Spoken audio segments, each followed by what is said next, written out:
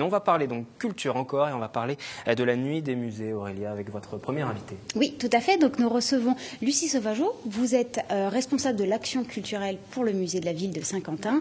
Et à l'occasion donc de la nuit des musées qui se tiendra samedi, vous proposez des animations et on en reparlera peut-être dans quelques instants. Sortie ciné, non? C'est fait. Oh, pardon. Les choses vont vite ce soir. Oh, bah, excusez-moi.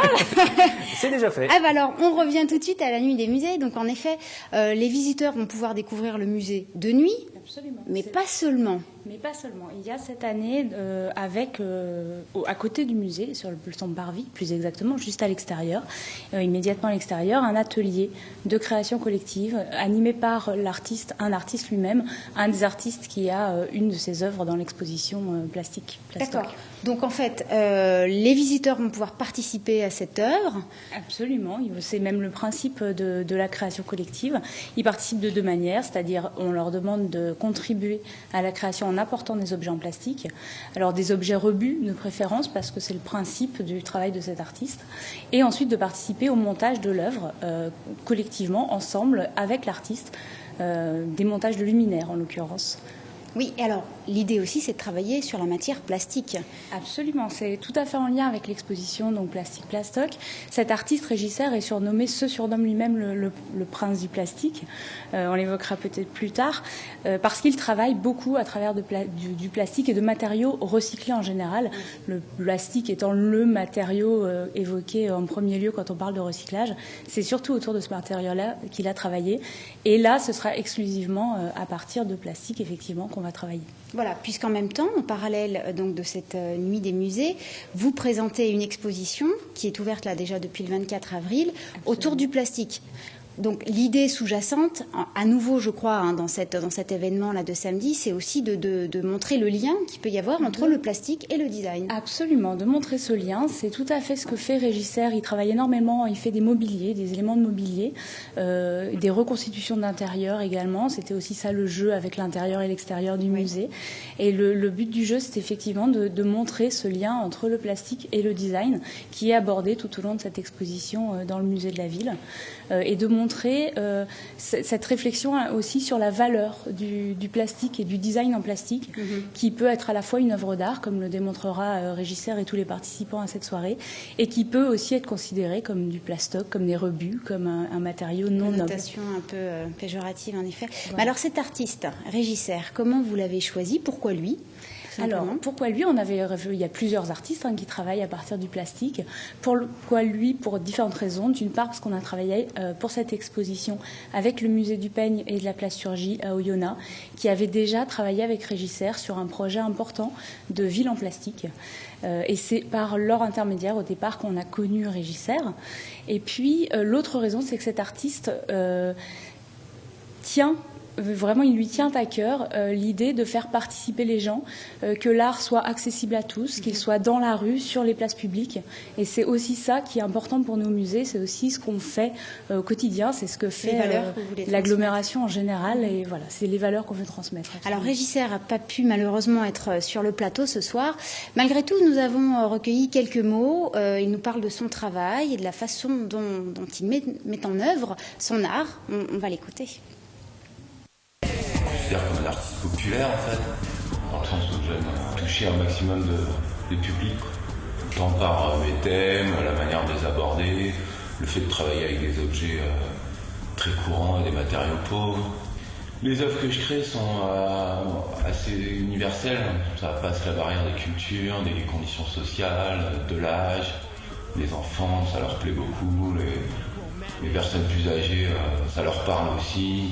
Effectivement, moi je travaille quasi uniquement à partir de déchets, d'ordures, de ce qui est jeté, déconsidéré. Il y a comme quelque chose de pédagogique, de changer le regard sur notre environnement, sur ce qui est valorisé ou pas. Enfin, il y a un discours social, écologique, citoyen là-dessus. Alors voilà, donc Régisseur, on a vu là une partie de son travail en effet en extérieur. Mais qu'est-ce qui vous plaît particulièrement là, dans ce qu'il fait? C'est vraiment à la fois la simplicité de l'homme, vous avez pu le voir là dans ce reportage. C'est quelqu'un qui est très très accessible et qui a, malgré l'apparente simplicité de ses œuvres et l'humour important qu'il y a dans ses réalisations, il y a une profonde réflexion en fait sur la valeur des choses, sur la vanité de la vie, sur la société de consommation en général, sur l'utilisation des matières naturelles, non naturelles.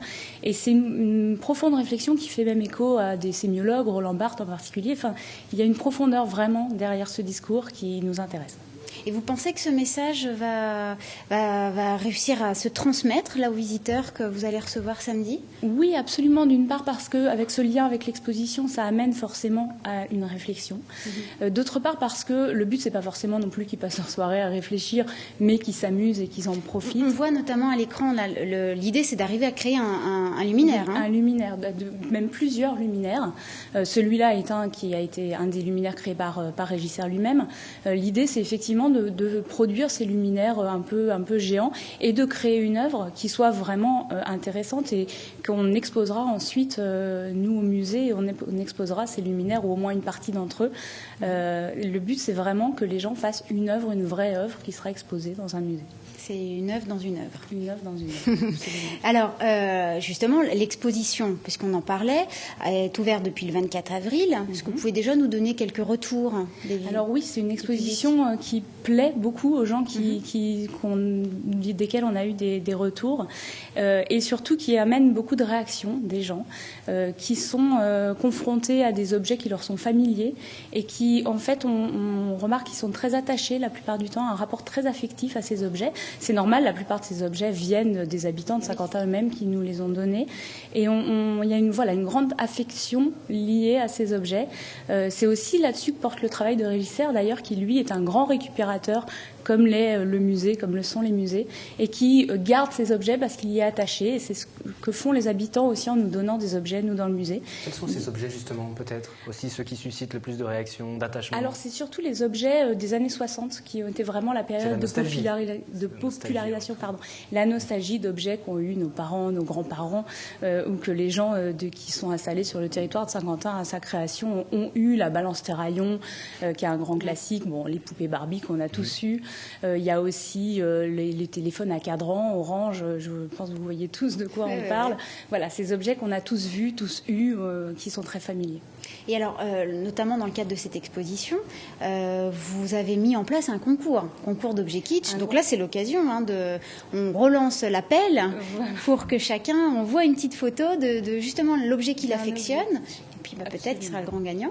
Et l'objet kitsch, c'est tout à fait ça qui nous intéresse dans cet objet kitsch, c'est que c'est une question de jugement de valeur et que c'est un objet en général qu'on ne jette pas parce qu'on y est attaché, mais que foncièrement on trouve laid en général.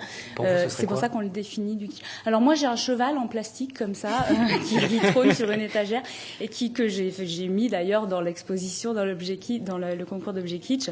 Bon, moi je ne peux pas gagner, mais je méritais d'être montré ce cheval en plastique. Et effectivement l'idée c'est qu'on nous envoie des photos d'objets kitsch. Soit on peut les déposer au musée, mais on peut aussi les poster directement sur Facebook pour participer au concours. On peut simplement voter sur Facebook si on ne souhaite pas dévoiler ses secrets d'objets kitsch. C'est possible.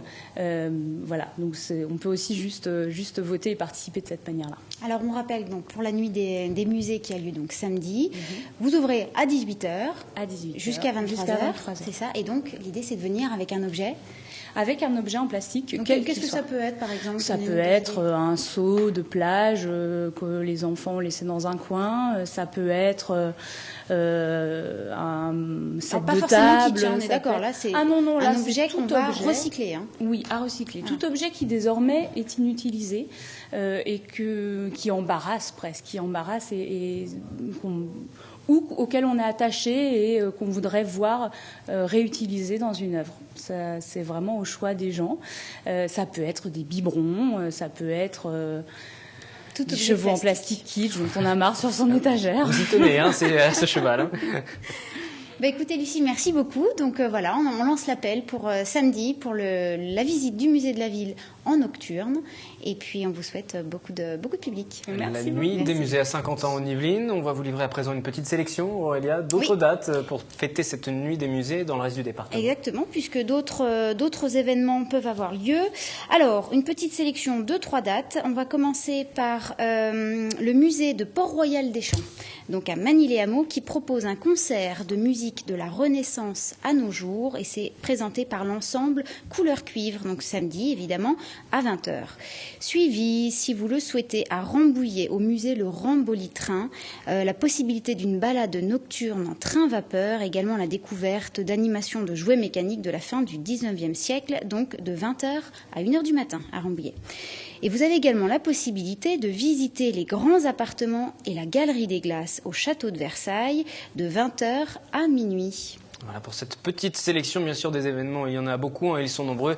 On vous laisse faire votre choix, bien évidemment. C'était la sélection d'Aurélia. Vous assumez ces choix que vous nous avez livrés ce soir.